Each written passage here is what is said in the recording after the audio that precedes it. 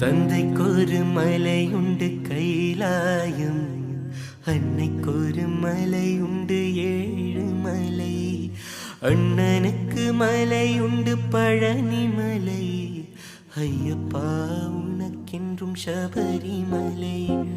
சரணம் சரணமே சரணமையா சுவாமியே, சரணம் சரணமையா.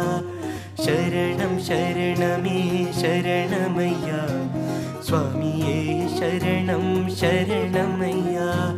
சரணம் சரணமே சரணமையா சுவாமியே, சரணம் சரணமையா.